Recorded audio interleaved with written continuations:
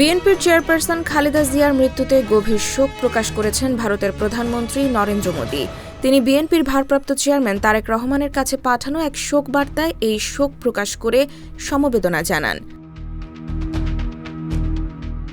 শোকবার্তায় মোদি বলেন, ভারত বাংলাদেশ সম্পর্ক সুদৃঢ় করার ক্ষেত্রে খালেদা জিয়া গুরুত্বপূর্ণ অবদান রেখে গেছেন। তিনি প্রত্যাশা করেন, তারেক রহমানের নেতৃত্ব খালেদা জিয়ার সেই আদর্শগুলো এগিয়ে নিয়ে যাবে।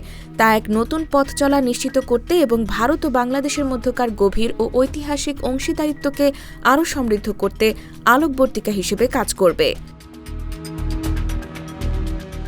জাতীয় সংসদ ভবনে বুধবার তারেক রহমানের হাতে নরেন্দ্র মোদির শোক বার্তা তুলে দেন ভারতের পররাষ্ট্রমন্ত্রী এস জয়শঙ্কর।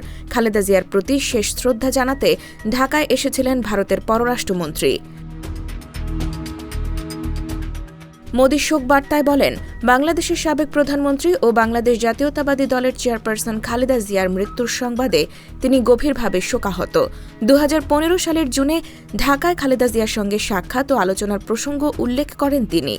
বলেন, আমি অত্যন্ত আন্তরিকভাবে স্মরণ করি। তিনি ছিলেন সংকল্প ও আদর্শ নিষ্ঠার বিরল এক নেত্রী, যিনি বাংলাদেশের প্রথম নারী প্রধানমন্ত্রী হওয়ার গৌরব অর্জন করেছিলেন।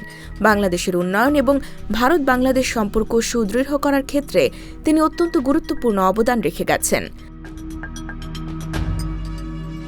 শোক বার্তার শেষে বিএনপির ভারপ্রাপ্ত চেয়ারম্যান তারেক রহমানের প্রতি সমবেদনা জানিয়ে তাঁর ভবিষ্যৎ পথচলায় শুভকামনা জানান ভারতের প্রধানমন্ত্রী নরেন্দ্র মোদি।